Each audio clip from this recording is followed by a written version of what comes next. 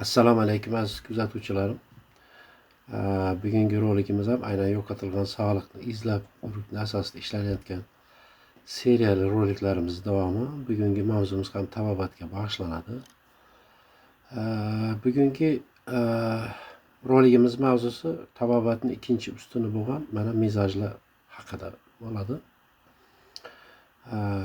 Tabobatning ikkinchi ustuni bu mizojlar. Sharq tabobatida, xususan Abu Ali ibn Sina ta'limotida inson sog'lig'i mizoj tushunchasiga asoslanib o'rganiladi. Mizoj tanadagi issiqlik, sovuqlik, namlik va quruqlik nisbatlarini muvozanatini bildiradi.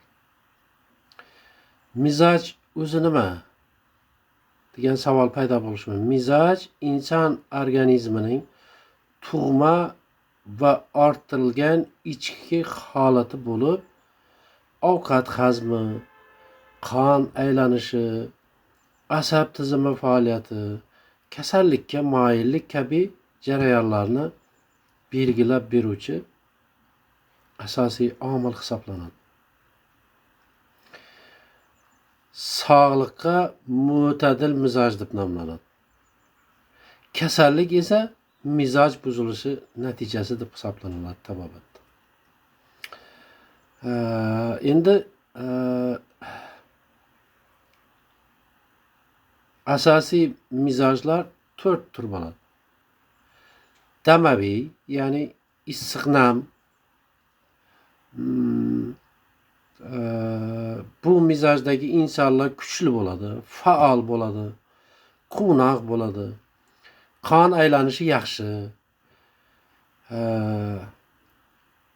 Agar haddan tashqari oshib ketsa bu mizoj, insonga soladigan xavf shundaki, albatta qon bosimi kuchayadi.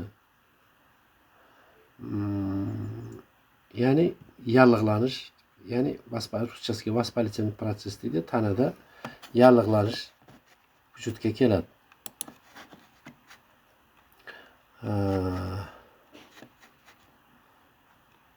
İkinci mizojimiz safraviy, safro mizoj, ya'ni issiq quruq mizoj. Bu mizojdagi insonlar juda ham tezkor, sal narsaga asabiylashadigan, ammo juda ham yetakchi insonlar bo'ladi. Ular hech qachon qiyinchilikdan qo'rqmaydi.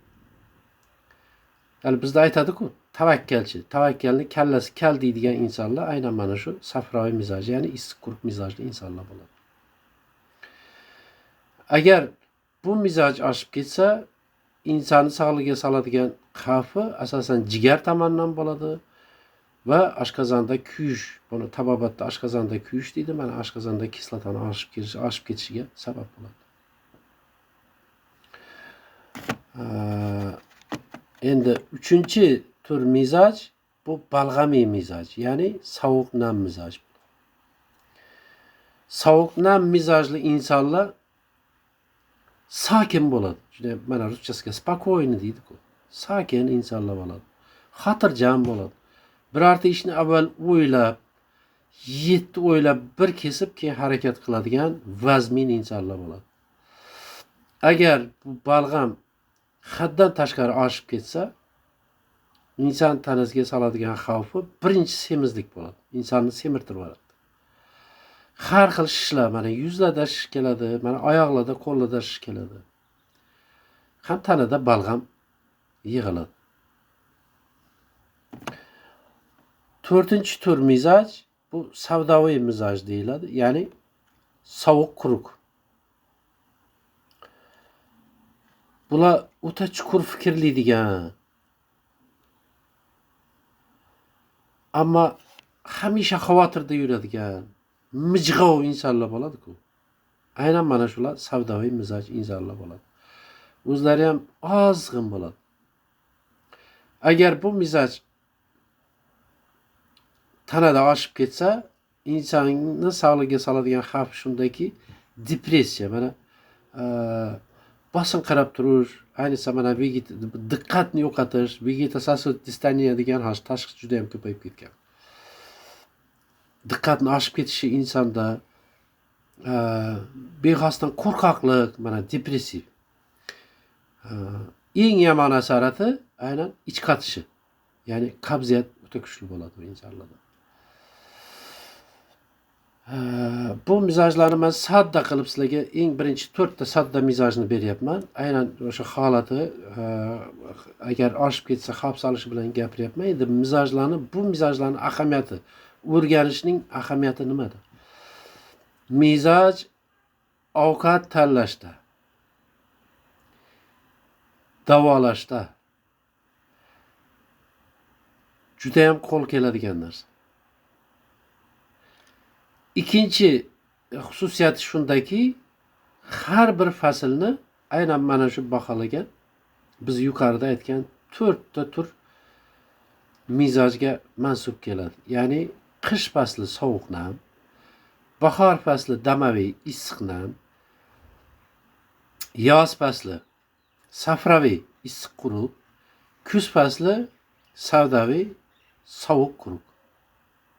Qish fasli yana takrorlayman, balg'amiy sovuq nam keladi.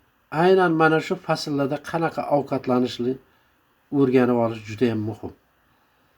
Agar sog'liq yoki semirish, endi semirish mana hozirgi kunda juda ham dolzarb mavzu. Mana shu semizlik zamonaviy tibbiyot bunga kasallik deb qaraydi. Aslida o'zi simptom hisoblanadi. Bu ya'ni asorat bo'ladi. Agar buni mohiyatini, mizojli mohiyatini tushunsangiz, ikkita mizoj semizlikka moyillik beradi. Ya'ni damaviy birinchi issiq nam, ikkinchisi sovuq nam, ya'ni balg'amiy mizoj semirishga moyillik beradi. Sababi mizoj sizni ovqatlanishingizga qarab tez o'zgaradi. Ikkita mizoj sizni ozdiradi. Birinchisi issiq quruq, ikkinchisi sovuq quruq mizoj. Aynan mizojlarni bilishning ahamiyati shunda. Agar umumiy adabiyotlarni qarasangiz, mizojni bilishdan maqsad deydi, fasllarga mos yashashda profilaktikada eng asosiy mezon hisoblanadi.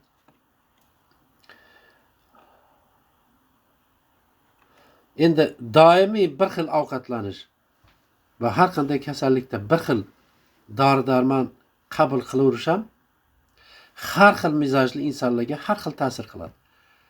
Agar hayotda e'tibor bergan bo'lsangiz, mana ko'pchilik insonlar aytadi-ku, men falon dorini ichuvdim, menga ta'siri uncha bo'lmadi. Ammo yana bittasi aytadi, men shuni bir tabletka ichgandim, menga ta'siri shu.